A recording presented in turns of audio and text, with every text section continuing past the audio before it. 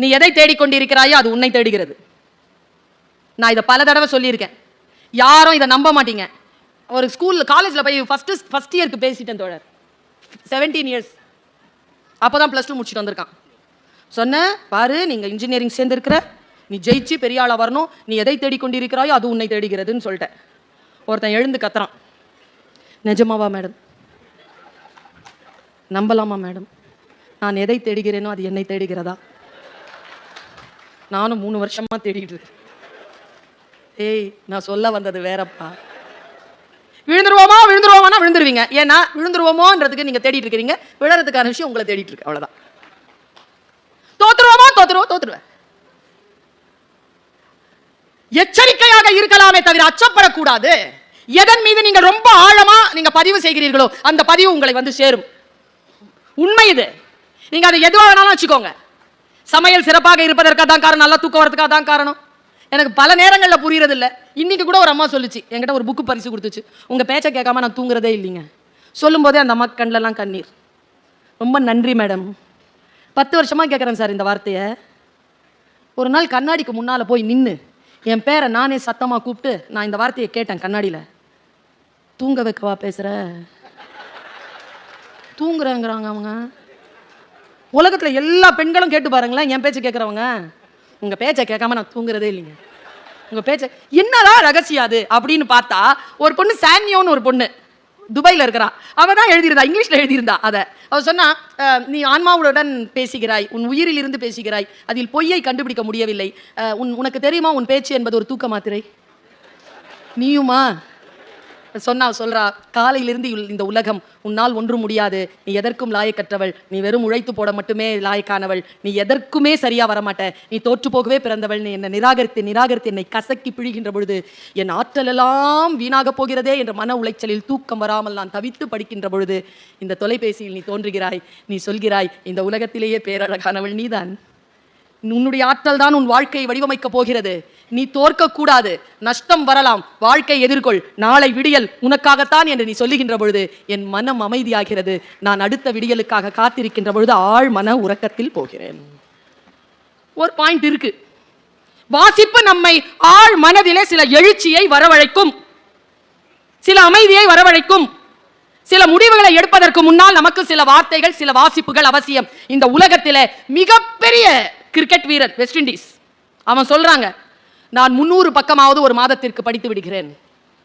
வாசிக்கின்ற பழக்கம் கொண்டவர்களுக்கு முன்னால் இருக்கின்றவர்களுடைய பேச்சு எப்படி இருக்கிறது, ஏன் இப்படி இருக்கிறது என்பது புரிந்து போகும். நான் இப்படி சொல்றேன், நான் வாசிப்பாளரும் ஸ்போர்ட்ஸ் ரெண்டுத்துலயும் நான் இருக்கிறவர். நான் சொல்றேன், இந்த ரெண்டுத்துல தான் 100% நீங்க இருக்க முடியும். ஓட்டப்பந்தயத்தில் ஓடும்போது வேற எதை பத்தியும் யோசிக்க முடியாது, புத்தகத்தை வாசிக்கும் போது வேற எதை பத்தியும் யோசிக்க முடியாது. 100% நீங்க இருக்க முடியும்னா வாசிப்பில் தான் நீங்கள் இருக்க முடியும். லா ஆஃப் அட்ராக்ஷன் ஒரு விஷயத்தை நான் சமீபத்தில் நினைத்து பார்த்து நான் உருகுகிறேன். மனதை தூய்மையாக வைத்துக் கொள்ளுங்கள், ஆழமான எண்ணங்களில் உறுதியாக இருங்கள். நான் உங்க எல்லாரையும் பார்த்து கேட்கிறேன், எத்தனை பேருக்கு கார் ஓட்ட ஆசைங்க? இல்ல, வெக்கப்படாதீங்க. அதுவும் எப்படி தெரியுமா சார்? ஆடி கார் இல்ல, ஒரு பென்ஸ், மெர்சிடிஸ் பென்ஸ், ஒரு 80-90 வச்சுட்டு நல்ல சத்தமா ஸ்டீரியோ போட்டுட்டு நல்ல கூலிங்கோட ஒரு வெஸ்ட் கோஸ்ட் ரோட்ல எந்த ஒரு டிஸ்டர்பன்ஸ் இல்லாம அப்படியே ஓடிட்டு போனோன்னு எத்தனை பேருக்கு ஆசை? நல்ல கை தூக்குங்க. ஏன்னா நிறைய எல்லாருக்கும் ஆசை தான். ஏன் எங்க தெரியுமா பிரச்சனை? இப்படி யோசிக்கிறவங்க தான். நம்ம சின்ன வயசுலேருந்தே நமக்கு யோசனை, சின்ன வயசுலேருந்தே நமக்கு கார் ஓட்டணும்னு ரொம்ப பேருக்கு ஆசை, வண்டி ஓட்டணும் ரொம்ப பேருக்கு ஆசை. ஆனால் என்னன்னா நம்மள 60% டிரைவர் ஆயிடுறோம். ஏன் தெரியுமா? ஆசைப்படுறோம், யார் கார அதை யோசிக்கிறது இல்லை, அதனால அது டிரைவர் ஆயிரும். நாம யோசிக்கும் போது எப்படி யோசிப்பீங்க? டீட்டெயிலாக யோசிங்க. என் காரு நான் சொந்தமாக சம்பாரிச்சு வாங்கினது, இந்த பிராண்டு, இந்த இது யோசனை வரணும் அப்படின்னு சொன்னாலே, இந்த ஒருமுகத்தன்மை வரணும்னாலே ஒருத்தருக்கு இந்த நவயுக காலத்தில் வாசிப்பு பழக்கம் தேவைப்படுகிறது. என் பையன் சொன்னாங்க, அவங்க அப்பாட்ட 5 வயசுல பல்லார்னு ஏதோ செஞ்சுட்டான்னு அடிச்சாரு. பையன் சூப்பரா சொன்னான். ஒரே வார்த்தை தான் சொன்னான், சைலண்டா சொன்னான், அழற குரல்ல சொன்னான். ஆனா சொல் முக்கியமானது. எனக்கு கொஞ்சம் விழிப்பு இருந்ததால் கேட்டேன், கோமா இருக்கும்போது அடிக்காதீங்கப்பா. நைட்டு சாப்பாடு கொடுக்கும்போது கேட்டேன், ஏன்டா தம்பி அப்படி சொன்னேன்? தப்பு தான் செஞ்சேன், கோமா இருக்கும்போது கூடுதலாக அடிச்சிடறாருமா. புரியுதா? சொல் புரிகிறது இல்லையா? கோபமாக இருக்கின்ற பொழுது தண்டனை வழங்கக்கூடாது. வாத்தியார் கோபமா இருக்கும்போது பேப்பரை திருத்தக்கூடாது. தெரியுதா இல்லையா? அதுவும் முக்கியமா யார் மேல கோபமா இருக்கிறோமோ அவங்க பேப்பரை திருத்தவே கூடாது. வார்த்தைகள் நமக்கு புரிய தொடங்குகின்றன. இன்னும் ரொம்ப நல்லா சொல்றேன் பாருங்க. யார் கல்வியாளர்கள் தெரியுமா? யார் எந்த டோன்ல பேசினாலும் ப்ரோவோக் ஆகாம இருக்கிறோமோ அவங்க தான் கல்வியாளர்கள். வீரத்துக்கும் வன்முறைக்கும் இருக்குமான வித்தியாசமே அதுதான். ஒருத்தன் ஒரு 2 வினாடி கோபத்தை கட்டுப்படுத்துகிறானா அவன் வீரன். கட்டுப்படுத்த தெரியாதவன் வன்முறையாளன். இப்படி சொல்லித் தருகிறது எனக்கு புத்தகம். எதையோ வாசிக்கிறேன், ஏதோ கொண்டு வந்து என்னை ஒரு இடத்தில் புத்தகம் என்னை சிந்திக்க வைக்கிறது. நான் தலை குனிந்து படிக்கக்கூடிய புத்தகம் என்னை தலை நிமிரச் செய்கிறது. பல நேரங்களில் நான் பார்த்திருக்கிறேன். நான் தோற்ற இடங்கள் எல்லாம் நான் தோற்கக்கூடாத இடங்கள் தான். நான் ஒரு விஷயத்தை சொல்லி தரேன் உங்களுக்கு. இங்க அந்த புக் இருக்கான்னு தெரியல. கெவின் ஒருத்தர் எழுதின புக்கு, பிளைண்ட் ஸ்பாட் அப்படின்னு புக்கு. முடிஞ்சா தேடி எடுத்துக்கோங்க இருந்தா. வாழ்க்கையில் ஒரு தவறு செய்துவிட்டு 33 மாதங்கள் சிறையில் இருந்த ஒருவன் எழுதிய புத்தகம் பிளைண்ட் ஸ்பாட். அவன் எழுதுறான், இந்த தவறை நான் செய்யாமல் இருந்திருக்கலாம், ஆனால் நான் செய்யாமல் இருந்திருக்கக்கூடிய சூழலை என் மனம் ஏற்றுக்கொள்ளவில்லை, நான் அந்த தவறை செய்துவிட்டேன் அப்படின்னு சொல்லிட்டு பிளைண்ட் ஸ்பாட் அப்படின்னு ஒரு விஷயத்தை அவன் பட்டியலிடுறான். 18 பட்டியல் போடுறான். அந்த பிளைண்ட் ஸ்பாட்ல நீங்க பார்த்தீங்கன்னா கரும் புள்ளி, குருட்டு புள்ளி, கண்ணுக்கு தெரியாது. நீங்க காலையில ஏதாவது தேடுவீங்க, கிடைக்காது. உங்க வீட்டில் கேட்பீங்க, எங்கம்மா வச்ச? அங்கதான் இருக்கும், தேடுங்க. இப்ப அங்கதான்றது எங்கன்னு நமக்கு தெரியாது, தேடிக்கிட்டே இருப்போம். பிளைண்ட் ஸ்பாட் இங்க தானே இருக்கு. ஐயோ இங்க தான் இருக்கா, எனக்கு தெரியவே இல்லை. Blind spot. அந்த பிளைண்ட் ஸ்பாட் எந்தெந்த வகையில் வருகிறது என்று பட்டியல் போடுகிறான். செலிபிரிட்டி பிளைண்ட் ஸ்பாட்னு ஒன்று இருக்குங்க. ஒருத்தங்க வந்து சொல்றாங்க, நான் சொல்கிறேன் உங்கள் நகைகளை இங்கே அடகு வையுங்க. சொல்றவர் பெரிய நடிகர், செலிபிரிட்டி. வெள்ளையா இருக்கிறவன் போய் சொல்ல மாட்டான், இங்கிலீஷ்ல பேசுறவன் புத்திசாலி. இதெல்லாம் நமக்கு ஃபீட் பண்ணியிருக்கு. செலிபிரிட்டி ஏதாவது சொல்லிட்டாங்கன்னா உடனே அதை கேட்டுக்கலாம். அடிப்படையில் செலிபிரிட்டி பிளைண்ட் ஸ்பாட்னு ஒன்று இருக்கு, ஜெனராசிட்டி பிளைண்ட் ஸ்பாட்னு ஒன்று இருக்கு. ஜெனராசிட்டி பிளைண்ட் ஸ்பாட் என்ன தெரியுமா? கெவின் சொல்கிறான், ஒரு பாவம் செய்து விட்டு கோயிலில் போய் ஒரு 10 ரூபாவை போட்டுறது, ஒரு நன்மையை செய்யற, ஒருத்தனுக்கு சாப்பாடு வாங்கி கொடுத்துறது. நான் எவ்வளவு நன்மையை செஞ்சுட்டேன், அதனால் நான் செய்த பாவம் எல்லாம் போகுமா போவாது, அது blind spot. Biased blind spot. பொம்பளை பிள்ளை, அது பாவம், அவன் கிராமத்திலேருந்து வந்தான், அவன் தப்பு செய்ய மாட்டான். இவன் நகரத்திலேருந்து வந்தான், பாவம், இப்போதான் இவனுக்கு. இந்த பயஸ்டு ஜெண்டர் பிளைண்ட் ஸ்பாட். அவன் பட்டியல் போடுகிறான். நீங்கள் போட்டு பார்க்கின்ற பொழுது ஒரு நிர்வாக அதிகாரியாக இருக்கக்கூடியவர்கள், அது எந்த ஒரு குடும்பத்துக்கே நிர்வாக அதிகாரிகளாக இருந்து கொள்ளுங்கள், அல்லது ஒரு சாதாரண ஒரு கம்பெனிக்கு இருந்துக்கோங்க, அல்லது நீங்க மாவட்டத்துக்கு இருந்துக்கோங்க, யாருக்கு வேணாலும் இருந்துக்கோங்க, உங்களில் நீங்கள் தெளிய வேண்டிய விஷயங்களை புத்தகங்கள் உங்களுக்கு சொல்லி தருகின்றது. மனிதர்களிடத்தில் இன்றைக்கு சொல்லி தருவதற்கு பல விஷயங்கள் இல்லை, புத்தகங்கள் வெளிப்படையாக நமக்கு சொல்லி தருகின்றன. அதனால் தான் சொல்லுகிறேன், ஒரு புத்தகம் ஜெயகாந்தன் சொல்கிறார். நான் இப்படி சொல்றேன், எத்தனை பேர் அதை மனம் உருகுகிறீர்கள் எனக்கு தெரியாது. இப்ப நான் இதை சொன்னா சில பேருக்கு ராத்திரியில் தூக்கம் வராது. ஜெயகாந்தன் சொல்கிறார், குழந்தை இறப்பு என்பது ஒரு மனிதன் வாழ்க்கையில் பார்க்கக்கூடாத ஒன்று, ஆனால் அது கூடுதலான வலியை எப்பொழுது தருகிறது என்றால் கதைகளில் குழந்தைகள் இறக்கின்ற பொழுது என்று எழுதுகிறார். கதைகளில் குழந்தை இருக்கிறது தாங்கவே முடியாதுங்க, படிக்கவே முடியாது நம்மளால. அப்போனா என்ன? காட்சியை விட புத்தகங்கள் நமக்குள் மிகப்பெரிய பாதிப்பை ஏற்படுத்துகின்றன. வாசிப்பு மிகப்பெரிய விஷயத்தை ஏற்படுத்துது. நான் ஏதோ ஒரு விஷயத்தை படிக்கிறேன், நான் கண் கலங்குகிறேன், படித்துக்கொண்டே கண் கலங்குகிறேன், என் புத்தகத்தினுடைய வாசிப்பு மறைகிறது. அது ஒரு கவிதை தாங்க, ஒரு சின்ன கவிதை படிக்கிறேன், எனக்கு முடியவே இல்லை. நான் நேரா வண்டி எடுத்துட்டு ஒரு கடைக்கு போறேன், 2 கப்பு வாங்குறேன், 2 கப்பு வாங்குறேன், 2ல தேநீர் வைக்கிறேன், 2ல தேநீர் வச்சுட்டு முன்னால் ஒரு கப்பை வச்சுட்டு இந்த பக்கம் உட்காந்துட்டு குடிக்கிறேன். இன்றிலிருந்து ஒரு 18 வருஷத்துக்கு முன்னால சூழல் அப்படி இருந்தது. என்ன கவிதை அது? உலகத்திலேயே மிகவும் கொடுமையானது நமக்கு நாமே தயாரித்துக் கொள்ளும் ஒரு கோப்பை தேநீர். மனசை என்னமோ பண்ணிருச்சு, மனசை என்னமோ பண்ணிருச்சு. அப்பொழுது உட்கார்ந்து எழுதுகிறேன். ஒரு போதையா வாங்கி தொடர்கதைகள் படிச்சுட்டு இருந்தோம், அதில் தான் பொன்னியின் செல்வன் ஜெயிச்சுது. நான்லாம் 8ஆம் கிளாஸ்ல படிச்சு முடிச்சேன் வெங்கடேஷன்ஜி, பொன்னியின் செல்வன் 8ஆம் கிளாஸ். நான் எனக்கு வந்தியத்தேவன் மேல் தான் ஃபர்ஸ்ட் கிரஷ். என்ன ஒரு ஹேண்ட்ஸம் ஃபெலோ, அந்த வயசுல எப்படி இருக்கும் அந்த வாசனை, அந்த வாசிப்பின் வாசனை, பா நான் சத்தியமா நம்பினேங்க, சத்தியமா நம்பினேன். ஏன் புக்கு வாசிக்கணும்ன்ற சொல்றேன், 14 வயசுல நான் நம்பினேன். ஒருத்தன் வருவான், அவன் பேர் வந்தியத்தேவன். அவன் நேராக திப்பு தெருவுக்கு வருவான். மீசாப்பேட்டையில் இருக்கு திப்பு தெரு, 2வது மாடியில் என் குடியிருப்பு. பஞ்ச கல்யாணி குதிரையை கூப்பிடுறதுக்காக ஒரு விசில் அடிப்பான். அந்த விசில் எனக்கு கேட்கும். நான் ஓடி வந்து மேலேருந்து பார்ப்பேன். ஏ பேபி கம் அப்படின்னு கூப்பிடுவான். நான் மேலேருந்து பஞ்ச கல்யாணி குதிரையில் குதிச்சு என்னை கூட்டிட்டாமன் தேசாந்திரமா எங்கேயா கூட்டு போயிடுவான்ல. 14 வயசுல நம்பி இருக்கிறேன் பாரு. ஆனால் 30-35 வருஷம் கழிச்சு பொன்னியின் செல்வன் ஒரு படம் பார்த்தேன். நல்ல வேளை அவன் வரல. ஏங்க அவன் இல்லைங்க என் வந்தியத்தேவன். அவர் வந்து மணிரத்னம் வந்தியத்தேவன். தப்பு சொல்லலைண்ணா. அது கிடையாது என் காட்சி. குந்தவை திரிஷா கிடையாது. எனக்கு கிடையாது. மணிரத்னம் உண்டு, கோடானு கோடி மக்களுக்கும் உண்டு. அது நான் சொல்லுகின்ற கருத்து இல்லை. நான் சொல்ல வந்த கருத்து, என் குந்தவை இல்லை இவள், என் நந்தினி இல்லை அவள், எனக்கானவள் இல்லை. என் வாசிப்பு வேறு.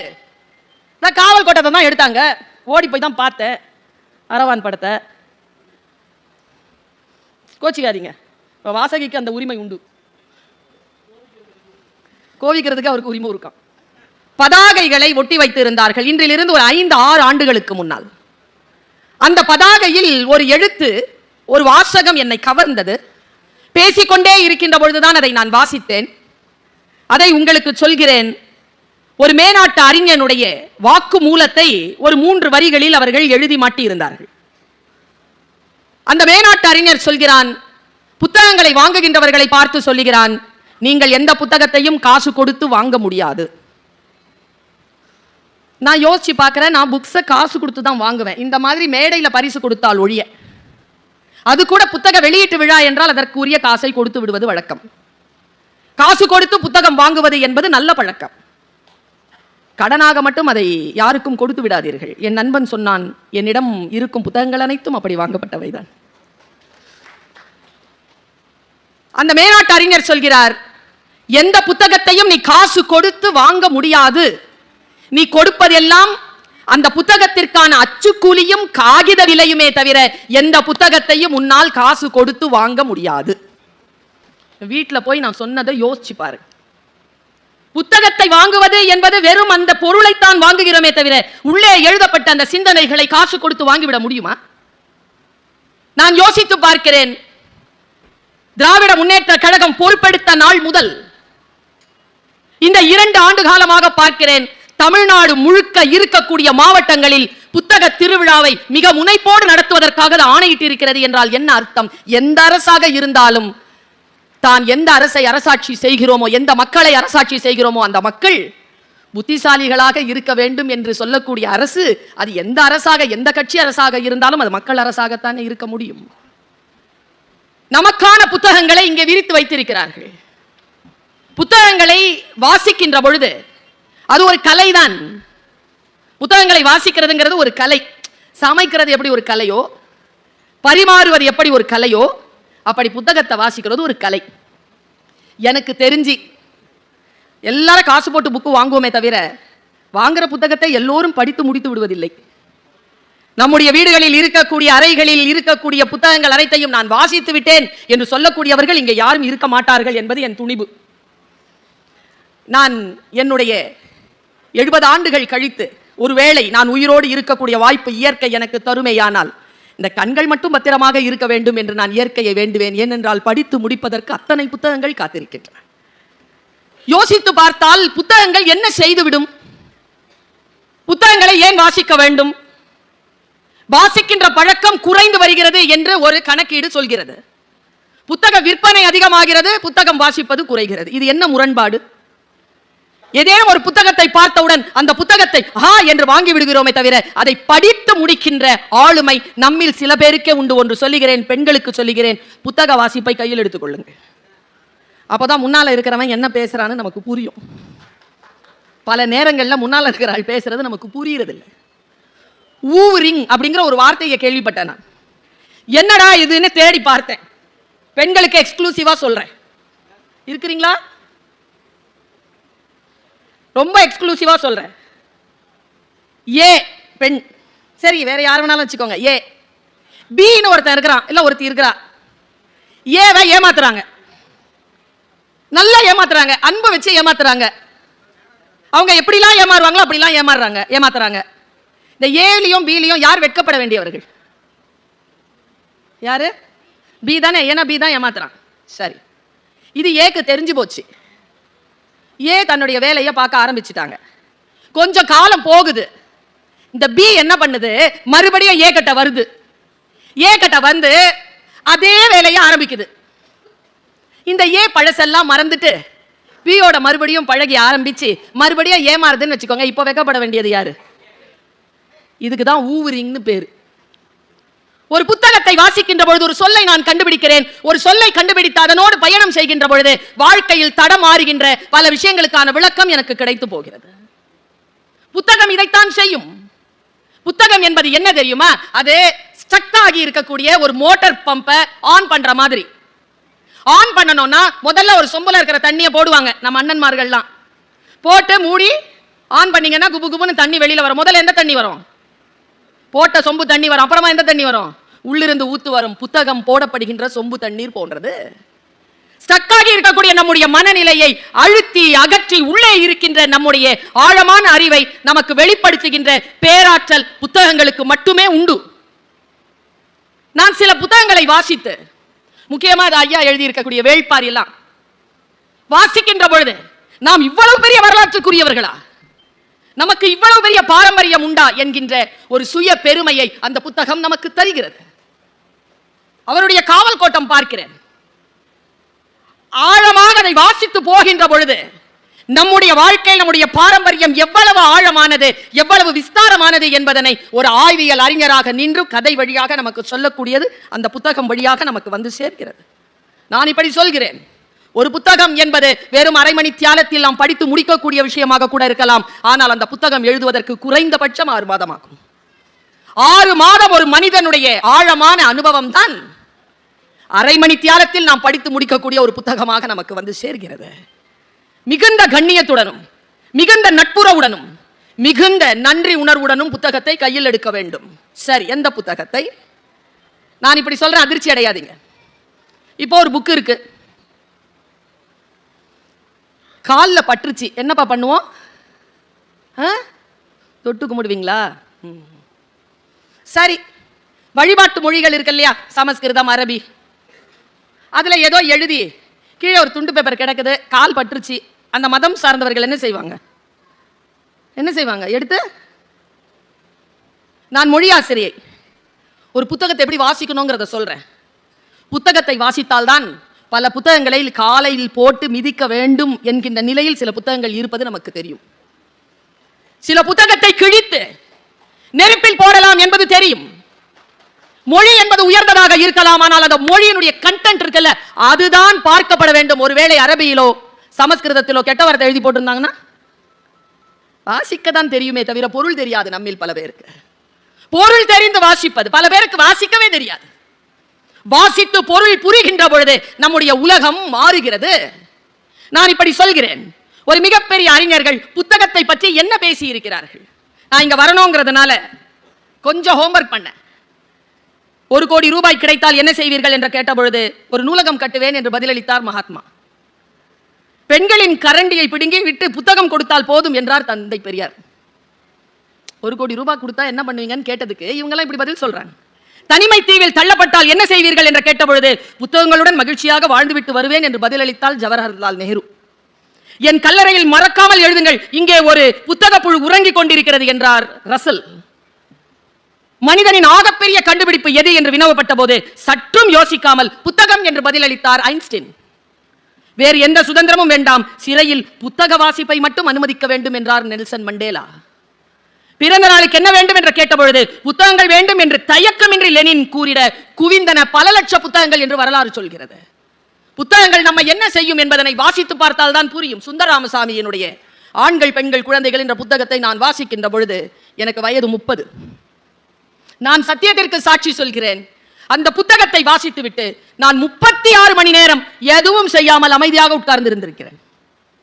டால்ஸ்டாயினுடைய அண்ணா கரினினா படித்து முடித்து விட்டு 48 மணி நேரம் குளிக்க கூட இல்லாமல் ஒரு இடத்திலேயே உட்கார்ந்து இருந்திருக்கிறேன் நான். புத்தகங்கள் நம்ம இதைத்தான் செய்யும். உள்ளே நுழைந்து நம்மை விசாரிக்கும். நாம் யார் என்பதனை இந்த உலகத்திற்கு தரக்கூடிய அற்புதமான விஷயமாக புத்தகங்கள் திகழ்கின்றன. வாசிக்கின்ற பொழுதுதான் மற்றவர்கள் சொல்லுவது வேறு, அதுல எழுதப்பட்டது வேறு நமக்கு தெரியும்.